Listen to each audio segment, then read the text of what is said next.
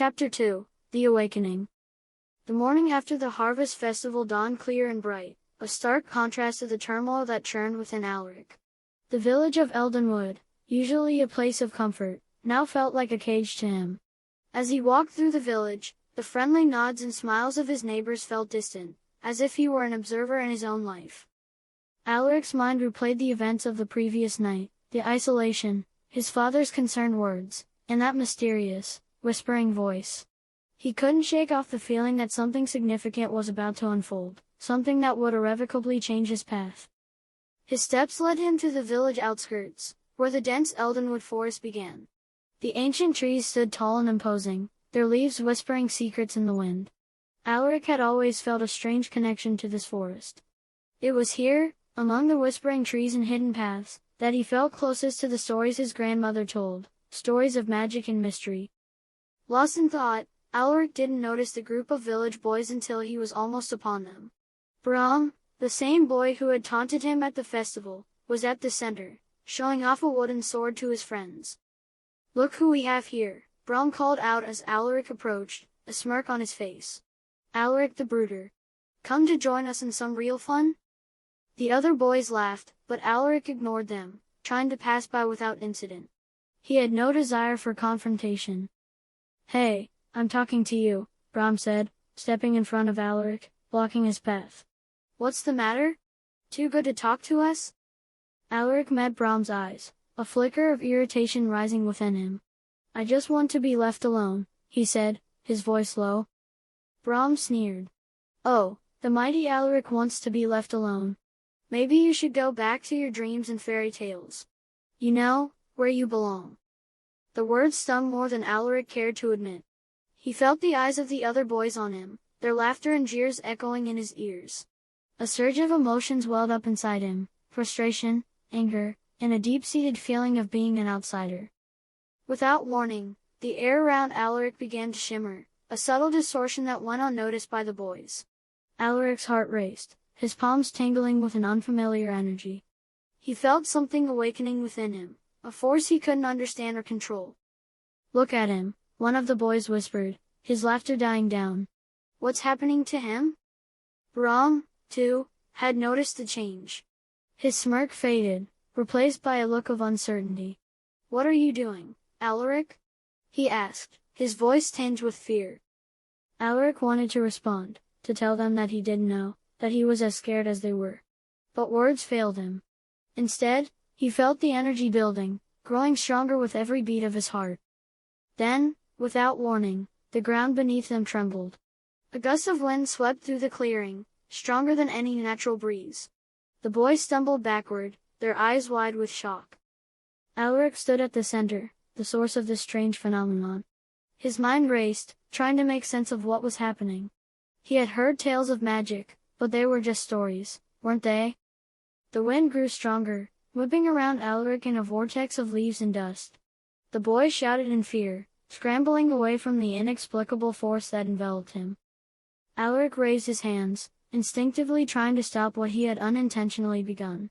But the energy didn't heed his will. It surged outward, a wave of raw power that sent a ripple through the air, bending the trees and shaking the earth. Then, as suddenly as it had begun, the force dissipated. The wind died down, and the world returned to its natural state. Alaric stood alone in the clearing, his chest heaving, his mind reeling from what had just occurred. Braum and the others, now several paces away, stared at him in a mix of fear and awe. "He's a witch," one of them whispered, his voice barely audible. "No, he's cursed," another said, backing away as if afraid that the curse might be contagious. Braum, recovering from his initial shock, pointed an accusing finger at Alaric. "Stay away from us," he warned, his voice trembling. "You're not one of us. You're a freak." The words echoed in Alaric's mind as the boys fled, leaving him alone in the clearing. He sank to his knees, the reality of what had happened crashing down on him. He had unleashed something terrifying, something that had lain dormant within him. He was different, not just in the way he felt, but in something fundamental, something he couldn't yet understand. The revelation was both terrifying and exhilarating. For the first time, Alaric felt a connection to the tales of old, a link to a world beyond the mundane life of Eldenwood. But with this revelation came a wave of fear. He knew what the villagers thought of magic and those who wielded it. They were feared, shunned, and in some cases, hunted. Alaric realized that his life in Eldenwood, as isolated as it had been, could never be the same again. He had to leave, to find answers and to understand this power that had awakened within him. But where could he go? Who could he turn to? Lost in a whirlwind of thoughts and fears, Alaric made his way back to the village, the weight of his newfound reality pressing heavily upon him. He knew one thing for certain: his journey, whatever it might entail, had just begun. Alaric's return to the village was met with hushed whispers and furtive glances. Word of the strange incident in the forest had spread quickly, and now he felt the weight of every eye upon him. He walked with his head bowed, a storm of emotions brewing within. As he neared his home, his father, Eldon, emerged, his expression a mix of concern and confusion. "Alaric, what happened? The whole village is talking about some kind of disturbance in the forest." Alaric stopped, his gaze meeting his father's. "I don't know, father," he said, his voice barely above a whisper. "Something happened, but I don't understand it." Eldon studied his son, his brow furrowed. "Come inside," he said, guiding Alaric towards the house. "We need to talk." Once inside, Alaric recounted the events in the forest as best he could, leaving out nothing. His father listened in silence, his expression growing more troubled with each word. When Alaric finished, Eldon was silent for a long moment. This is beyond anything I've ever heard of," he finally said. "It sounds like magic." Alaric nodded, the word magic hanging in the air between them like a forbidden curse. "I think it is," he admitted, his voice barely audible. Eldon paced the room, deep in thought. "Magic is dangerous, Alaric. You know the stories, the tales of the regime and their hunt for those with magical abilities." Alaric felt a chill run down his spine at the mention of the regime, the authoritarian rulers of Eternia known for their ruthless suppression of magic. "What should I do, father?" he asked, a sense of desperation creeping into his voice. "We need to be careful," Eldon replied, stopping in front of Alaric. "We need to keep this a secret, at least until we understand more. You mustn't use this power, not where others can see." Alaric nodded, understanding the gravity of his father's words. The fear of discovery loomed large, casting a shadow over everything he had once considered safe and familiar. The days that followed were tense and uncertain. Alaric kept to himself, avoiding the other villagers as much as possible. He spent long hours in the forest, trying to understand and control the strange power that had awakened within him. But the more he tried, the more elusive it seemed. Meanwhile, rumors continued to swirl around the village. Some spoke of a curse, others of a witch living among them. Alaric could feel the suspicion and fear growing, a dark cloud over Eldenwood. Then came a day that changed everything. Alaric was in the forest, sitting in a clearing, lost in thought, when he heard the voices. They were distant at first, but grew louder as they approached. He recognized them immediately, Braum and his friends, their laughter carrying through the trees. Panic gripped Alaric. He couldn't be seen, not now, not when the entire village was on edge. He rose to leave, but it was too late. Braum and the others emerged into the clearing, their expressions turning from surprise to malice as they spotted Alaric. "There he is," Braum sneered. "The Witch of Eldenwood." The others joined in, their words sharp and accusing. "What are you doing out here, witch? Practicing your curses?" Alaric backed away, his heart racing. "Leave me alone," he pleaded, but his words only fueled their taunts.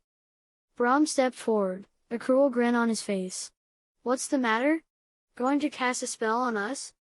The situation was spiraling out of control, and Alaric knew he had to leave.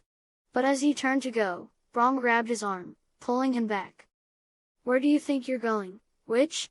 Braum hissed. In that moment, something within Alaric snapped. A surge of energy, potent and uncontrollable, coursed through him. The air around them crackled, and a gust of wind erupted from Alaric, throwing Braum and the others to the ground.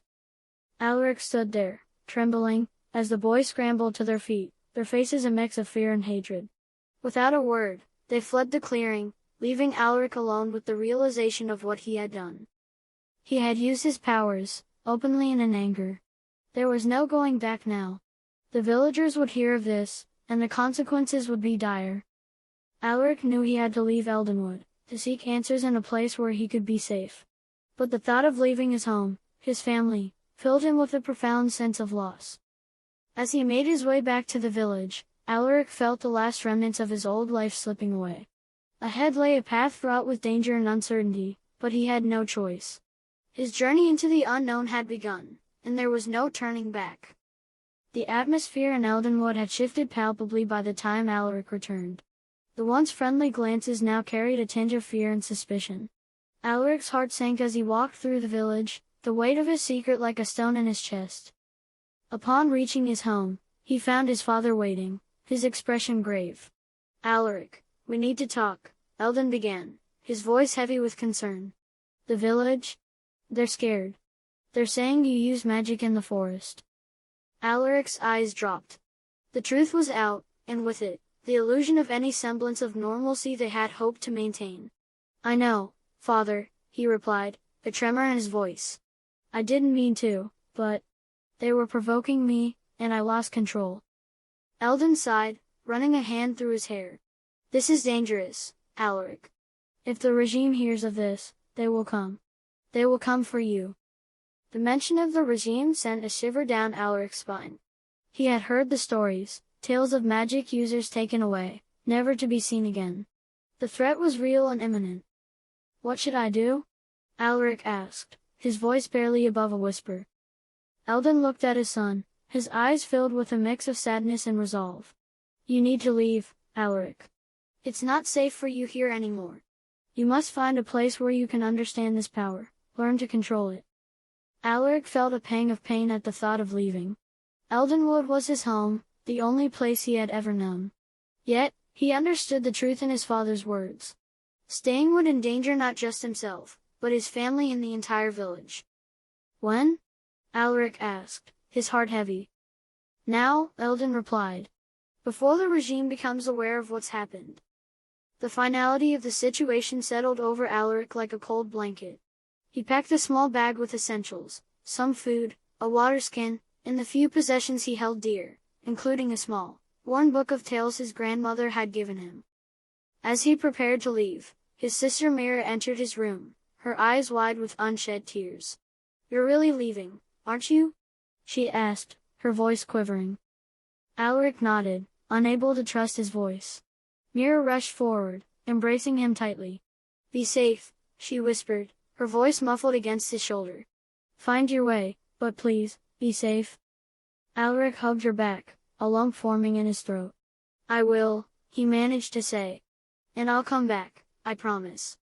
After a heartfelt goodbye to his father, Alaric stepped out into the night. The village was quiet, the only sounds the gentle rustling of leaves and the distant hooting of an owl. He took one last look at his home, etching it into his memory, before turning away and stepping into the unknown. The moon was high in the sky, casting a silvery glow over the landscape as Alaric made his way into the forest. Every step he took away from Eldenwood felt like a step into a new world, a world filled with dangers and wonders beyond his understanding. As he walked, Alaric thought about his powers, the untamed force that had revealed itself in moments of emotional turmoil. He knew he had much to learn, about himself and the magic he wielded. The journey ahead would not be easy, but he felt a determination burning within him, a resolve to master his abilities and find his place in the world. The forest seemed to embrace him as he ventured deeper, its ancient trees standing tall and silent, their leaves whispering secrets in the wind. Alaric felt a sense of kinship with these woods, a feeling of being understood in a way he had never experienced in the village. As the first rays of dawn began to pierce the night sky, Alaric knew that his life would never be the same. He was no longer just Alaric, the village boy who didn't fit in. He was Alaric, the fledgling mage, embarking on a journey that would lead him to discover not only the depths of his powers but also the depths of his own soul. And so, with a mixture of fear and excitement, Alaric stepped forward, his heart open to the adventures that lay ahead, his spirit ready for the challenges that awaited. The world of Eternia, with all its mysteries and magic, beckoned, and Alaric answered the call, ready to embrace his destiny.